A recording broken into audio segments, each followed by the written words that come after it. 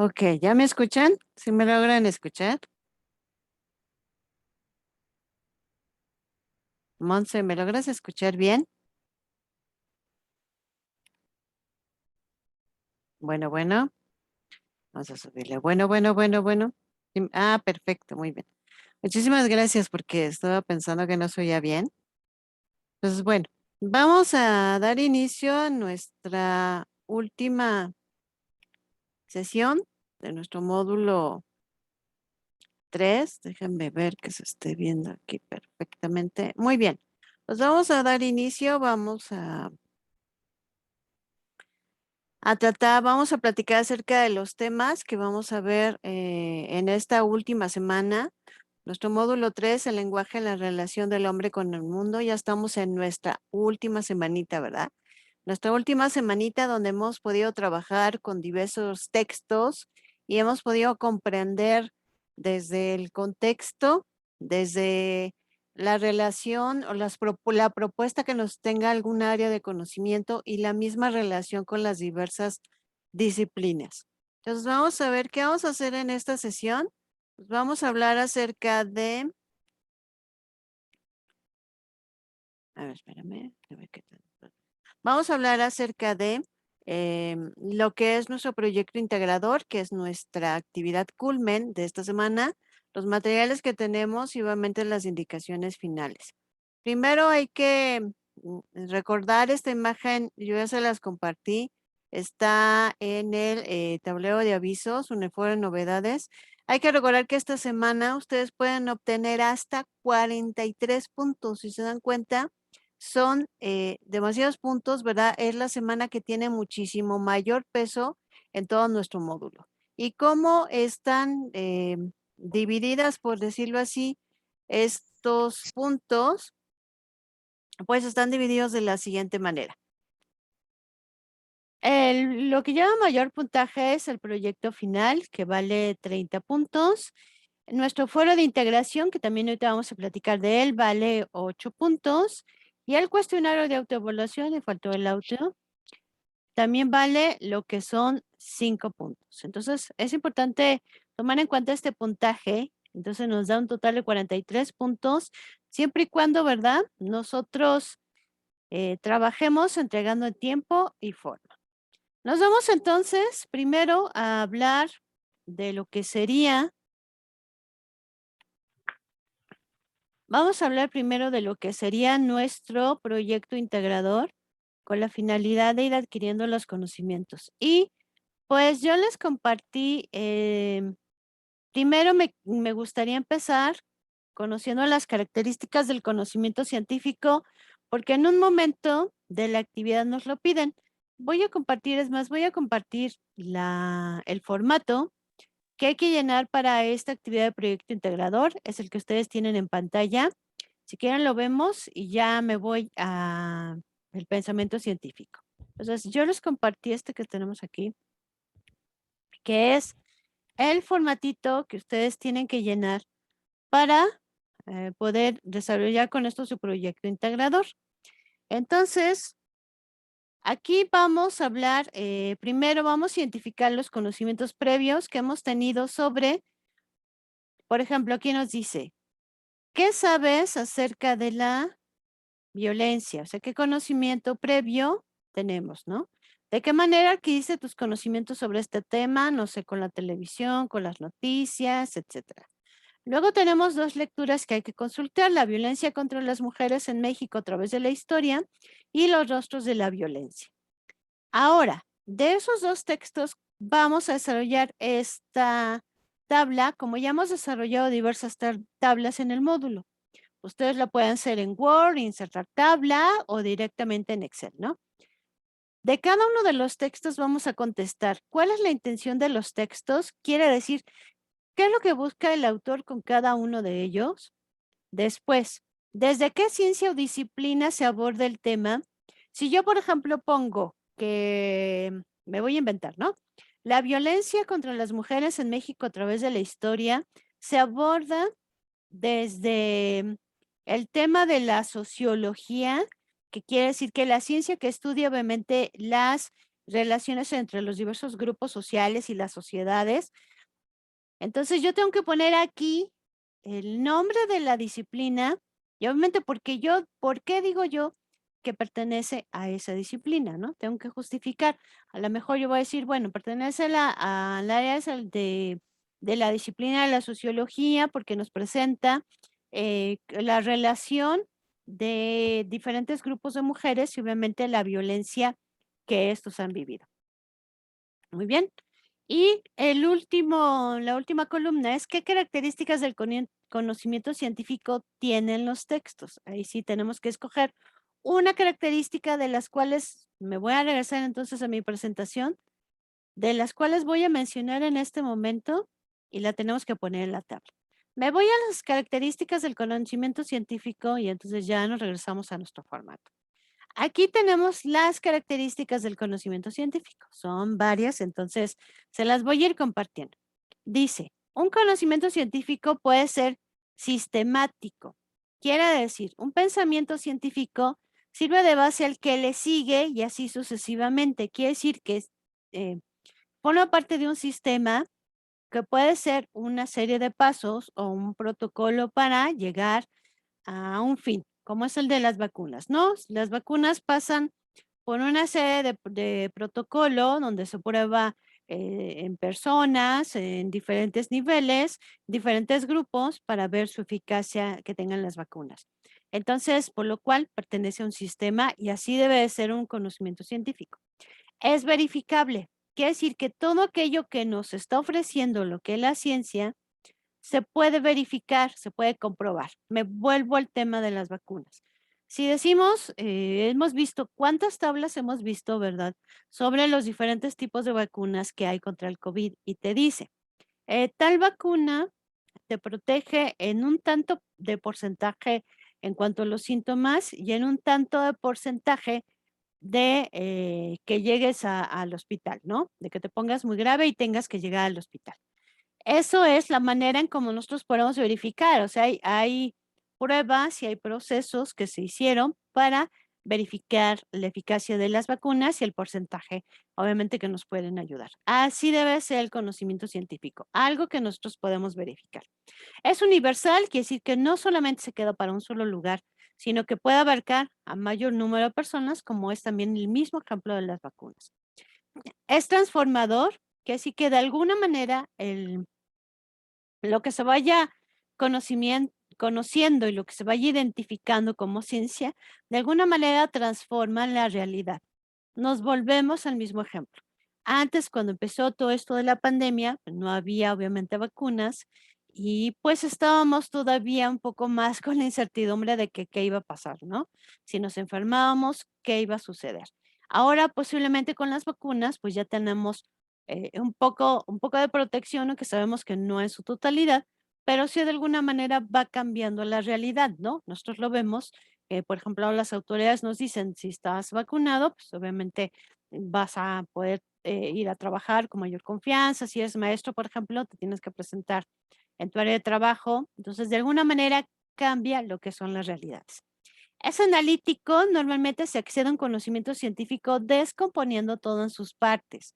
Todos los elementos, por ejemplo, de la vacuna se pueden descomponer, quiere decir, podemos saber cómo está compuesta una vacuna y los beneficios que nos ofrece. Quiere decir que cada elemento que compone al conocimiento científico lo podemos conocer.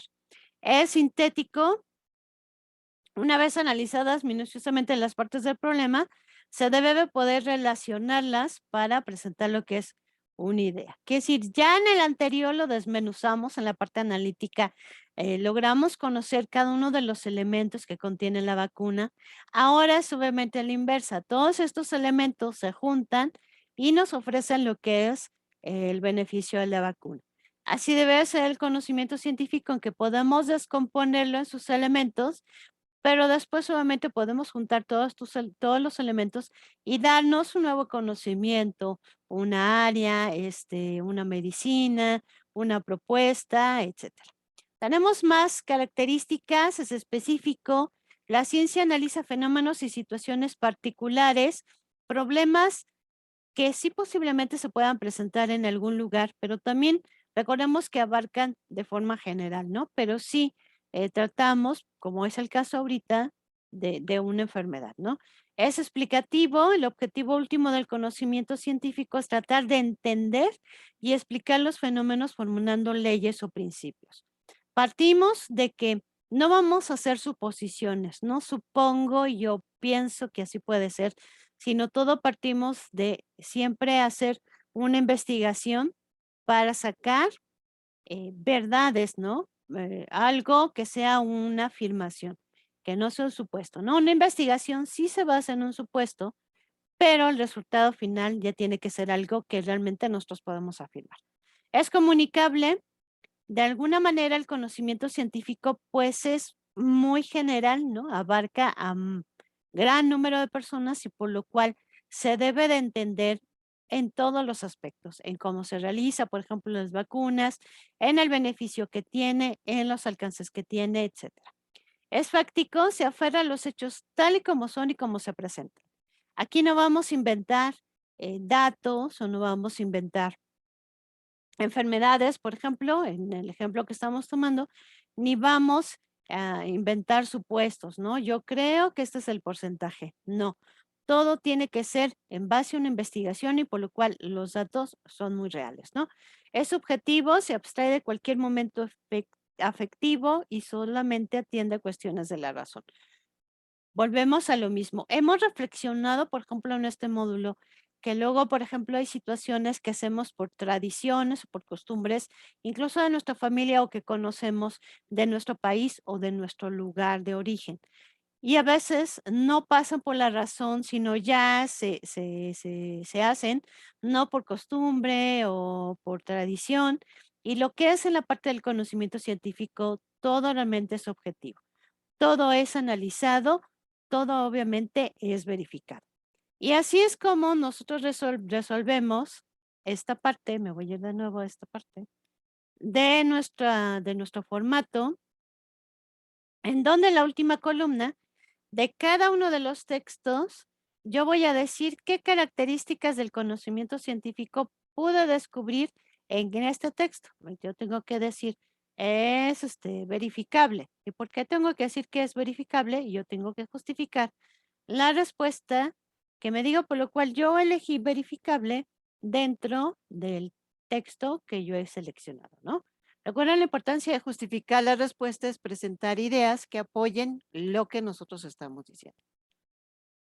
Con eso, vamos a seguir ahora respondiendo otra tabla que dice de qué manera los siguientes elementos han participado en el fomento y el combate de la violencia, como es la globalización, la multiculturalidad y la información en Internet. ¿De qué manera, por ejemplo, la información en Internet ha fomentado la violencia? No sé, porque te muestran muchísimas maneras de cómo ser violento, ¿no? A lo mejor lo que no te habías imaginado, pues ya lo descubriste ahí en Internet. ¿Y de qué manera, por ejemplo, de estas tres opciones se ha combatido lo que es la violencia? Podemos abarcar, por ejemplo, la parte de globalización.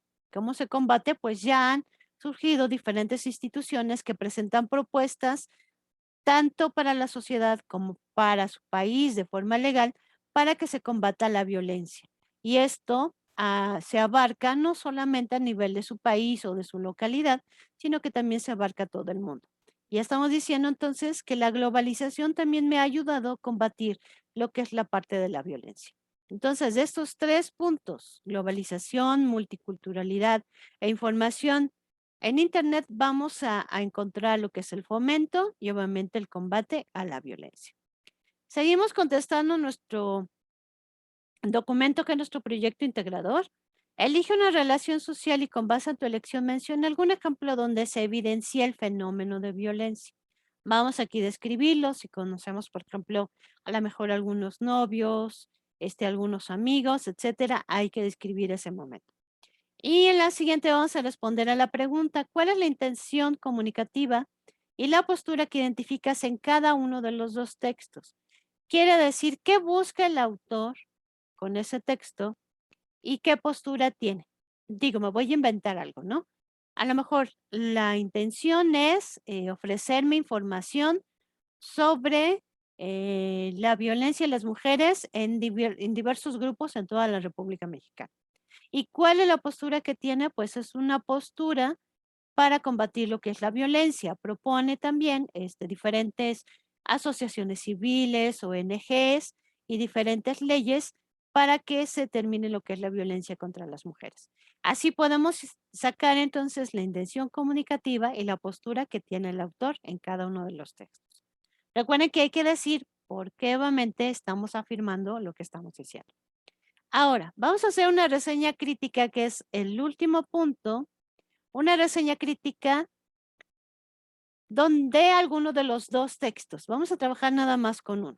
Pueden buscar información en internet. Recuerden agregar los siguientes puntos, que son los que vamos a ver regresando a nuestra presentación en PowerPoint. Aquí en la presentación, ustedes se van a encontrar que yo les agregué la parte de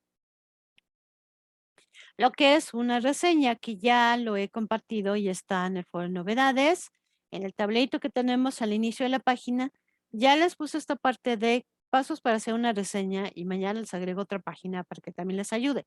Entonces es tan sencillo como nuestro primer paso, vamos a agregar los datos de nuestro texto que hayamos seleccionado, porque acuérdense que de los dos vamos a tomar uno. Y si tenemos otras fuentes, también agregamos los datos. Acuérdense que hay que citar los datos en formato APA y también tienen material ahí mismo en el foro de novedades para aprender a citar. En el paso 2 vamos a hacer un breve resumen sobre el texto. Quiere decir que únicamente voy a incluir las ideas más importantes. En mi paso 3 voy a agregar mi opinión crítica sobre mi texto. Es necesario fundamentarla, trabajar con dos o tres ideas. Yo voy a decir, no, estoy realmente, por ejemplo, a favor de lo que dice el autor, porque creo que se debe de tratar de erradicar lo que es la violencia contra las mujeres. Presentamos nuestra opinión, pero obviamente de forma justificada. Y por último, hacemos nuestra conclusión sobre el tema. Quiere decir que vamos a hacer el cierre de nuestras ideas que nosotros presentamos. Y concluyendo, o podemos iniciar la parte de la conclusión diciendo, y con esto termino diciendo que, y a lo mejor podemos tomar alguna frase del autor o podemos agregar alguna cifra que hayamos encontrado en nuestra investigación que ayuda a completar la parte de la reseña. Estos son los pasos que quise ponérselos aquí muy precisos, que espero les ayude a identificar muy bien qué debemos de hacer en los pasos de la reseña, que es el último punto de nuestro proyecto integrador. Muy bien. Y antes de pasar a nuestro foro de integración, quería preguntarles si tienen alguna duda hasta el momento. Dudas, preguntas, las pueden poner en el chat. Mientras, si quieren, vamos explicando la parte del proyecto, del foro. Si tienen dudas, por favor, compártanlas en el chat. Recuerden que también esta semana tenemos que hacer nuestro foro de integración, que es decir, que vamos a participar. Me dice Alejandro, ¿en la reseña va a tener un límite de cuartillas? No. Si te das cuenta, el espacio que te dio, que te da el formato, es más o menos como una página, ¿no? Un poquito menos, pero no nos da, no hay un límite. Entonces tenemos que realizar nuestro foro, nuestra participación en el foro de integración titulado Los fenómenos naturales en la historia. Y para lo cual hay que revisar muy bien cada uno de los puntos que nos solicitan. Lo voy a hacer un poquito más grande, pero las indicaciones las tenemos ahí en el foro. Vamos a reflexionar sobre el tema. ¿Cuáles fueron las causas de la sequía en las zonas mayas que provocaron el abandono de dichas ciudades? Pero aquí es importante mencionar que tenemos que hacer 5 participaciones y estas se realizan a lo largo de la semana. Es necesario revisar cada aportación, lo que se nos pide, y de igual manera, cuando nosotros contestemos, pues ir mencionando la aportación, ¿no? En la primera aportación respondemos a la pregunta, ¿qué es lo que sabes sobre el abandono de las ciudades mayas? En la segunda aportación es necesario responder a la pregunta, ¿qué afectaciones causa la sequía en un ecosistema? Para lo cual tienes 2 fuentes de consulta, ¿no? La decadencia de los mayas se debió al cambio climático y la caída de los mayas ellos mismos la ocasionaron. En la tercera aportación hay que responder a la pregunta, ¿cuál es tu postura al respecto y por qué? Sobre el abandono de las ciudades mayas, sobre qué afectaciones causa la sequía en un ecosistema. Acuérdense que, bueno, partimos en el foro también de un proceso de conocimiento, desde saber si tenemos un conocimiento previo, como es nuestra primera aportación, a después ir identificando diversos elementos que hayan ocasionado este tipo de fenómeno natural. En nuestra cuarta aportación vamos a compartir nuestra opinión hacia la aportación de algún compañero sobre las preguntas que tenemos anteriormente, ¿no? Escogemos a algún compañero y hacemos nuestro comentario sobre su participación. Recordemos que puede ser una participación a favor o en contra, pero siempre es necesario seguir las normas de netiqueta, o sea, sí, correctamente, netiqueta, que es la parte virtual, la parte de comunicación virtual, donde pues obviamente hay que fomentar el respeto y la tolerancia, respetando aquellas aportaciones o comentarios que sean ajenos o totalmente diferentes a los nuestros, pero simplemente respetando, ¿no? Simplemente contribuyendo y haciendo observaciones que obviamente sean constructivas. En nuestra última aportación, ahora sí hay que responder a la pregunta detonadora. ¿Cuáles fueron las causas de la sequía en las zonas mayas que provocaron el abandono de dichas ciudades? En base a lo que hemos aprendido, ¿verdad? En las 4 anteriores, vamos a poder responder esta pregunta. Es necesario que ustedes revisen la rúbrica, lo que viene aquí en moradito, para que ustedes identifiquen, primero que también la rúbrica nos pide que es necesario la participación a lo largo de la semana. Si ahorita que estamos en martes no hicieron lo del lunes, es una buena oportunidad para hacer las dos aportaciones y así seguirnos obviamente cada día. También es necesario que, bueno, cada respuesta está muy bien justificada. Recuerden que nada más responder a una palabra, pues no estamos aportando el conocimiento que nosotros tenemos. Es necesario que contestemos todas las preguntas. Al final ustedes se preguntarán, bueno, cómo nos califican? Pues el foro se califica una vez que se cierra, o sea que a partir del lunes empezamos a calificar. Esto quiere decir que nosotros nos damos alumno por alumno, ya tenemos ahí una forma en cómo podemos acceder al foro y revisar las aportaciones alumno por alumno y ver cuántas aportaciones hizo y obviamente la calidad de estas mismas. Esa es la manera como nosotros los evaluamos. Y seguimos con los comentarios. ¿Qué tenemos que hacer esta semana? Pues ya tenemos aquí nuestro foro, nuestro proyecto. 2 actividades formativas en lenguaje de las ciencias y el conocimiento de cada ciencia. También tenemos que hacer nuestra autoevaluación. Recuerden que el sistema, como lo vimos en un principio, nos da un pequeño porcentaje de que nosotros hayamos contestado esta autoevaluación. Y a veces ese pequeño porcentaje es el que nos ayuda, ¿verdad? Obviamente, a aprobar nuestra materia. No dejen de hacer ninguna actividad, el sistema registra todo esto, registra que hayamos revisado los recursos de principio a fin, y obviamente todo contribuye a que nos llevemos las competencias que nos ofrece el módulo. También, tenemos aquí en esta diapositiva que es necesario que ustedes siempre revisen que la autoevaluación se ha hecho de forma correcta. Hacemos 2 confirmaciones, quiere decir que respondemos la autoevaluación, le enviamos y este envío, en una primera vez que nosotros lo mandamos, posiblemente no podamos ver todavía reflejada nuestra calificación, lo que está en el portafolio de evidencias. Pero posiblemente al día siguiente ya podemos ver reflejada que tenemos ahí el porcentaje de la autoevaluación en el portafolio de evidencias. Siempre es necesaria una segunda confirmación para que nosotros verifiquemos que nuestra evaluación se haya enviado. De todos modos, yo me meto el día de mañana y veo aquellos que están desde el lunes y no se hayan terminado, y entonces les mando un aviso de que tienen que hacer el envío de forma correcta. Muy bien. ¿Alguna duda, pregunta? Mientras les voy dando los avisos finales. Dudas, preguntas que tengamos hasta aquí, cuestionamientos. Dudas. ¿No tenemos duda de ninguna de las dos? Bueno, todo lo que tenemos que hacer esta semana, dudas, ¿no? Recuerden fomentar el respeto y la tolerancia en todos los espacios. Gracias, Edith. Lectura y revisión de todo el material para que no se quedan ustedes sin recibir el conocimiento.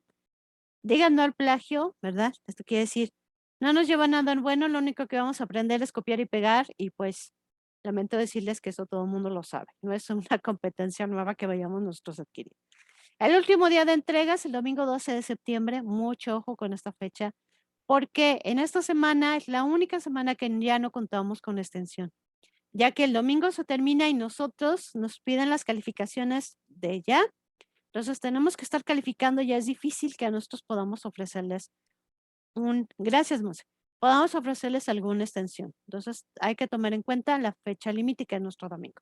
El miércoles 15 de septiembre, antes de que empiecen con cualquier festividad o evento de nuestro país. Entonces, es necesario que ustedes descarguen, por favor, sus calificaciones del portafolio de evidencias. Es el único día que ustedes lo van a poder hacer en cualquier momento del día.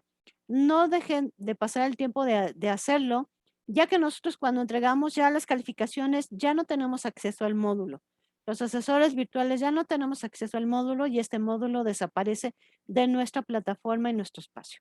Únicamente tenemos acceso a él, pues en el tiempo que lo estamos atendiendo, pero después ya no podemos tener acceso. Entonces, si es indispensable y la única manera como ustedes van a poder obtener su comprobante de su calificación y obviamente tenerla y saber cuánto sacaron, es descargando su portafolio de evidencias. No hay otra manera. Entonces, les pido por favor que ese día lo puedan hacer para ver cómo van avanzando. Muy bien. Bien, ver. No sé si hay dudas, seguimos con dudas, preguntas, los demás, Alejandro, Lulú, Monse. ¿No hay dudas, preguntas que tengamos? ¿No? Bueno, por el momento no, no se preocupen.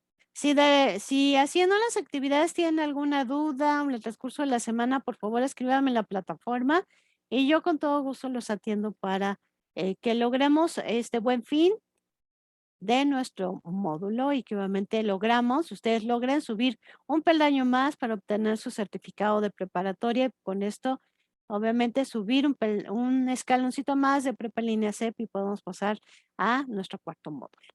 Muy bien, pues les agradezco mucho su presencia, cuídense mucho, nos estamos viendo y nos vemos. Un abrazo y nos vemos todavía esta semana en nuestro módulo 3 de prepa en línea CEP. Les mando un abrazo y síganse cuidando mucho.